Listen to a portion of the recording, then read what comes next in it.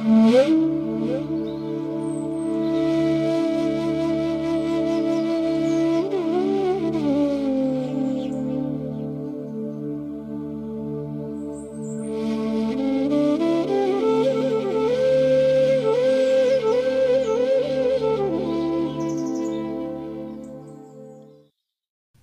নিরঞ্জনং নিত্যমনন্তরূপম ভক্তানুকম্পাধৃত বিগ্রহম বৈ ঈশাবতারং পরমেশমিড্যং তং রামকৃষ্ণং শিরসা নমামি। নমস্কার।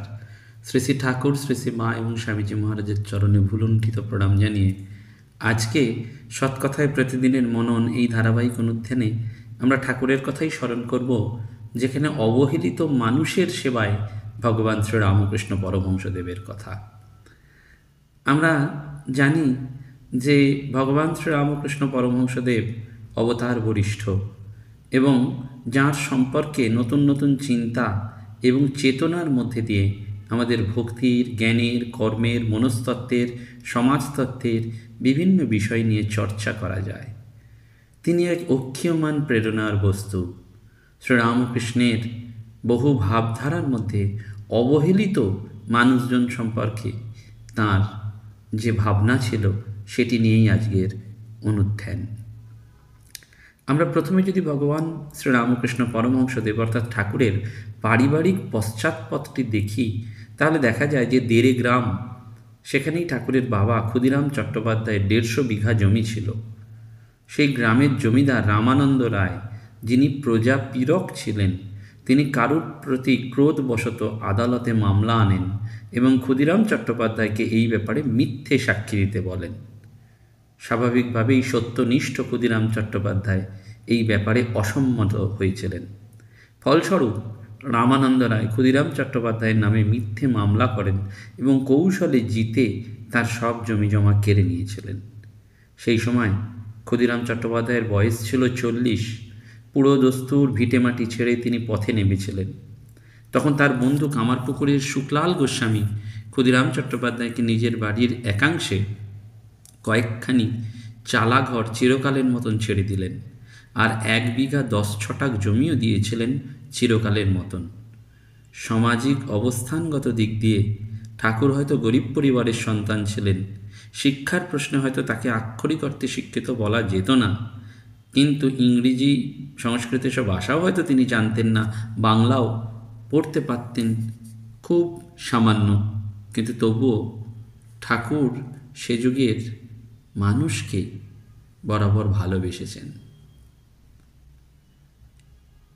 ঠাকুর আমাদের সমাজে যে সময় এসেছিলেন, সেই সময়ের যে প্রেক্ষাপট সেটি ছিল ইংরেজ প্রচারিত ধর্ম, সমাজ জীবনে নৈরাজ্য, ইয়ং বেঙ্গল ছাত্রদের হিন্দুদের প্রতি ঘৃণা, খ্রিস্ট ধর্ম গ্রহণের হিড়িক, ব্রাহ্ম সমাজের প্রতিষ্ঠাতা রামমোহন রায়ের রক্ষণশীল হিন্দু ধর্মে আঘাত।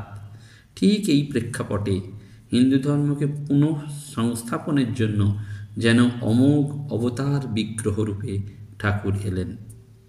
এবং ঠাকুরের জীবনের নানান ঘটনা প্রমাণ করে যে তিনি নিচুতলার মানুষদের জন্য তার কত চিন্তা ছিল। একসময় উঁচুতলার মানুষদের ক্রমশ প্রতিবাদে এবং ব্যঙ্গে মুখর হয়ে উঠেছিলেন ঠাকুরের নানান যে ঠাকুর নিজেই আর কি, অর্থাৎ তারা তো ঠাকুরকে খুব অনেক সময় ব্যঙ্গ করতেন। বড় লোকদের সাথে হয়তো কখনো কখনো এরমও দেখা গেছে যে সেই ঠাকুর দক্ষিণেশ্বরে স্থিত হয়েছেন, কিন্তু বড় লোকরা সেই দ্বন্দ্ব চালিয়েছে, তাকে পয়সা দিয়ে কেউ কিনতে পারেনি। ব্রাহ্মণ্যবাদীরাও তাদের নিয়ম অনুসারে দয়ার সপক্ষে নানান যুক্তি দিয়েছিলেন, কিন্তু ঠাকুর সেই দয়াকেই ঘুরিয়ে দিয়েছিলেন শিবজ্ঞানী জীবসেবার নবরূপের মধ্যে দিয়ে। আর লক্ষণীয় যে ঠাকুর মানব জীবনের একটা অন্যতম নবজাগরণের যেন স্রষ্টা ছিলেন, যার ভিত্তি ছিল ভারতবর্ষের মাটি। বাণী উচ্চারণ করেছিলেন নিম্নবর্গের সাধন ধারা থেকে, কাউকে বাদ দেননি। বলেছিলেন যত মত তত পথ। পরিণত বয়সে নতুন এক সামাজিক কাজকর্ম এবং নতুন এক দর্শনের হাওয়া বইছিল। উঁচু তলার সেই যুগের লোকেরা তখন এটি শুরু করেছিলেন। ঠাকুরের তোয়াক্কা করেনি। মাস্টারমশাই বলছেন যে তোমাদের কলকাতার লোকেদের ওই এক, কেবল লেকচার দেওয়া আর বুঝিয়ে দেয়া। আপনাকে কে বোঝায় তার ঠিক নেই। তুমি বুঝাবার কে? তুমি নিজের যাতে জ্ঞান ভক্তি হয় সেই চেষ্টা করো। অর্থাৎ ঠাকুর বোঝাতে চেয়েছেন কলকাতার উঁচু মানুষদের আত্মবোধের অভাবের কথা। ঠাকুর নিজে উঁচু তলার মানুষ ছিলেন না, বৈভব ছিল না, তিনি বড়লোক ভক্ত খুঁজতে যাননি, অহংকার ছিল না, আধিপত্য ছিল না। তিনি ছিলেন জন্ম গ্রাম্য দরিদ্র ব্রাহ্মণ পরিবারের ছেলে, যাকে আজকের দিনে অপারেশন বর্গাধারভুক্ত বলা যায়। সেই পরিবারের মধ্যে থেকেও তিনি উঁচুতলার লোককে ভজনা করেননি। এমনকি রানীমাকেও, রানী রাসমণিকেও তিরস্কার করতে দ্বিধা করেননি। অর্থাৎ সবসময় তিনি সাধারণ মানুষ, কমন ম্যান হয়ে থেকেছেন। এবং নিজেই বলছেন তিনি কেউ নয়, তিনি রেণুর রেণু, ধুলির ধুলি। অর্থাৎ নিজেকে সব সময় যেন এই যে গরিব অসহায় মানুষদের পাশের একজন, এই রকম একটা ভাব। এবং আকাশের মতন তার উদারতা ছিল, এবং সেইটি যেন এক চরম আধ্যাত্মিক সিদ্ধি বলে আমাদের মনে হয়। আমরা ভাবতেও পারি না যে কলকাতার মেছুয়া বাজারের এক বারাঙ্গানার গৃহে 15-16টি অর্ধ উলঙ্গ পূর্ণ যুবতীর মাঝে বসে আমাদের ঠাকুর মা মা সম্বোধন করতে করতে সমাধিস্থ হয়েছেন।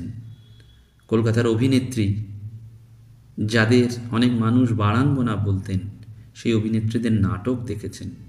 নটি বিনোদিনীর মাথায় হাত রেখে আশীর্বাদ করেছিলেন, বলেছিলেন মা তোর চৈতন্য হোক। সে যুগে এক সামান্য মাইনের পুরোহিতের পক্ষে প্রকাশ্যে নটি বিনোদিনীর মাথায় হাত রেখে মা সম্বোধন করা এক অসীম সাহসের পরিচয় ছিল। সেই সময় যে সমস্ত সন্ন্যাসী সাধককুল ছিলেন তারা ধর্মের কথা বলতেন, কিন্তু নিম্ন শ্রেণীকে পা ছুঁতে দিতেন না। ঠাকুর তা ছিলেন না। নটি বিনোদিনী নয়, শুধু নাটকের অন্য নটিরাও ঠাকুরের পায়ে হাত দিয়ে প্রণাম করেছেন। একজন সামান্য বেতনভোগ পুরোহিতের নটিদের মা সম্বোধন করা এক অসীম সাহসের পরিচয় ছিল। এবং তিনি ছিলেন অকুত ভয়, জোরের সাথে তাই উচ্চারণ করেছিলেন থিয়েটারে লোক শিক্ষে হয়। তার এই উক্তির ফলে অভিনেতা অভিনেত্রীরা উজ্জীবিত হয়ে উঠেছিলেন যে তারা লোক শিক্ষে দিচ্ছেন। ঠাকুরের মৃত্যুশয্যায় নটি বিনোদিনী নিজে দেখতে এসছেন, এবং এই সময় থেকেই বেশিরভাগ গরিব ভক্তদের বাড়িতেই স্থান পেতে শুরু করেছিল ঠাকুরের ছবি। ঠাকুরের ছবি স্থান পেয়েছিল বারাঙ্গনাদের ঘরেও। আবার অন্যদিকে দেখা যায় যানবাজারে এলে মথুরবাবুর মেয়েরা প্রায়শই তাকে তেল মাখাতেন। মথুরবাবু সস্ত্রীক বিছানায় শুয়ে থাকলেও তিনি নির্দ্বিধায় ঘরে ঢুকে আসতেন, কোনো ইনহিবিশন মনে রাখেননি, কারণ সব মেয়েই ছিল তার কাছে মা জগদম্বা।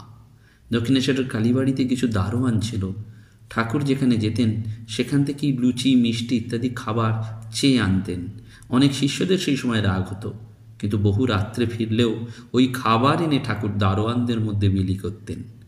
আবার দারোয়ানদের খাটিয়ায় বসতেন। প্রত্যক্ষদর্শীদের বর্ণনায় রয়েছে যে এটা থেকেই বোঝা যায় যে ঠাকুর বড়লোক ভক্তের জন্য এসব করতেন না। কালীবাড়ির রসিক ম্যাথর, তার সাথে ছিল ঠাকুরের মধুর সম্পর্ক। ম্যাথর রসিক ঠাকুরকে বাবা বলে সম্বোধন করতেন, এমনকি পা ছুঁয়ে প্রণাম করেছেন। স্বামী ব্রহ্মানন্দজির গ্রামের জলকষ্টের কথা শুনে স্থির থাকতে পারেননি।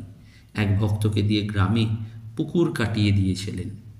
পশু পাখির কষ্টও সহ্য করতে পারতেন না। ঘোড়াকে চাবুক মারা ঠাকুর সহ্য করতেন না।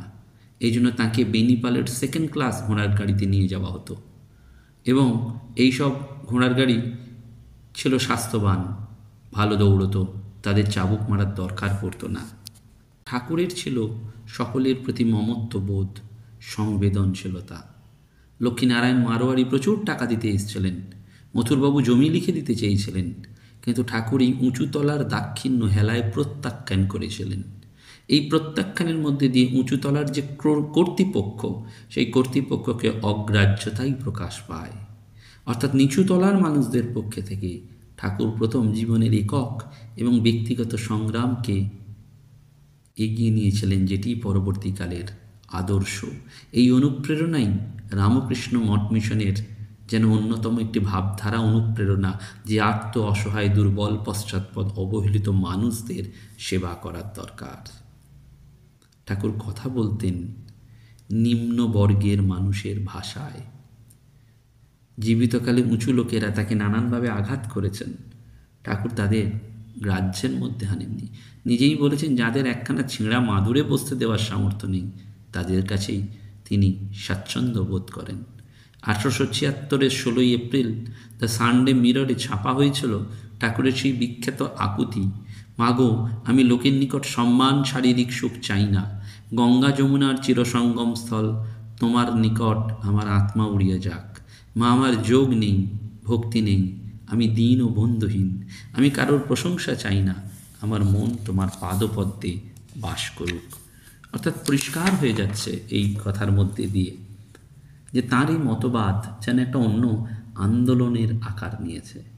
সেজন্য নগেন্দ্রনাথ গুপ্ত তার রিফ্লেকশন অ্যান্ড রেমিনিসেন্স বইতে লিখছেন, we gazed in silence for several minutes at the motionless form of পরমহংসা।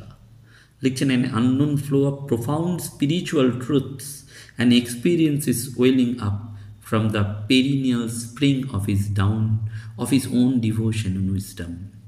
বহু সাধকের বহু সাধনার ধারা ধ্যানে তোমার মিলিত হয়েছে তারা, তোমার জীবনে অসীমের লীলাপথে নতুন তীর্থ রূপ নিল এ জগতে, দেশ বিদেশের প্রণাম আনিল টানি, সেথায় আমার প্রণতি দিলাম আমি।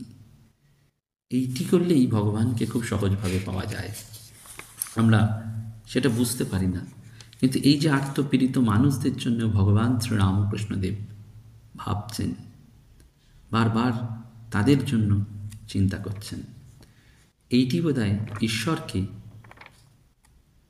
বা ঈশ্বর ভাবনার মধ্যে আমাদের আরেকটি দিককে বারবার উদ্বেলিত করে, বারবার আমাদের প্রকাশিত করে, এবং সেই প্রকাশটাই আমাদের ভাবায় যে ভগবান ঠিক এইভাবেই তার নিজের জীবন দিয়ে দেখিয়ে দিচ্ছেন।